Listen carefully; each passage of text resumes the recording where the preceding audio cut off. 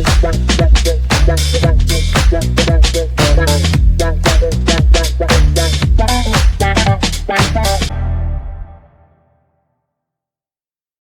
to Random Fact Talks, the channel where we unravel fascinating stories from history, science, and beyond. If you love learning something new every day, don't forget to hit that subscribe button and turn on the notifications. Now, let's dive straight into today's topic. Today, we see fire on the borders. Jets in the sky, boots on the ground, and the line of control isn't just a border, it's a battlefield. When militant extremists based in Pakistan entered India and killed innocent tourists at beautiful terrains of Pahalgam, Indian government gave a befitting reply. But this isn't the Pahalgam story. Not Pulwama.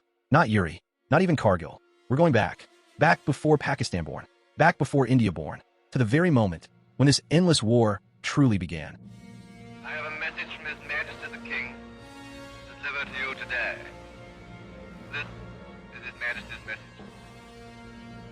On this historic day, when India takes her place as a free and independent dominion in the British Commonwealth of Nations, I send you all my greetings and heartfelt wishes.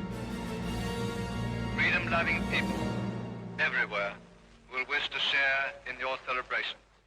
The year 1947, the crooked British Empire draws a line, a bloody line, and walks away. They divided land, they divided hearts, and they left behind a ticking bomb. But a land so beautiful, it was paradise. A land so torn, it became the battleground of generations.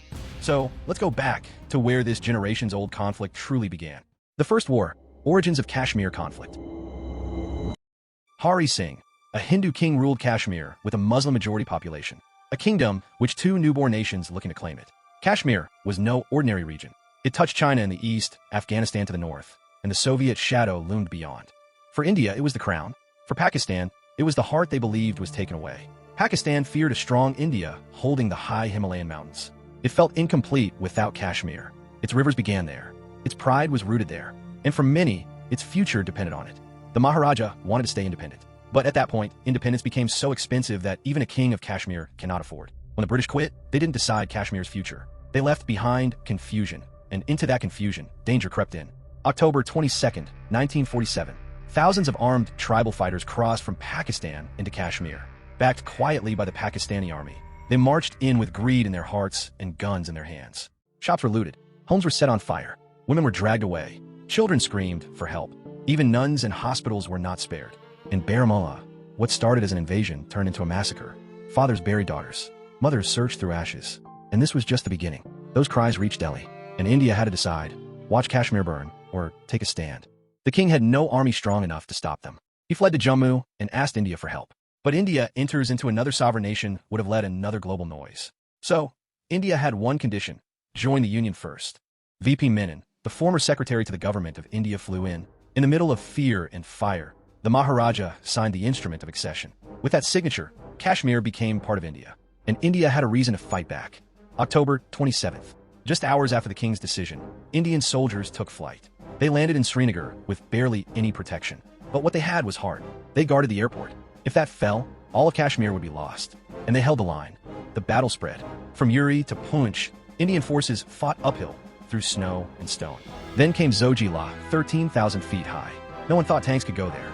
But India made the impossible happen. Through ice and silence, tanks moved in and stunned the enemy. On January 1st, 1949, under pressure from the United Nations, a ceasefire was announced. Kashmir's joining India was different. It wasn't full and final like the others.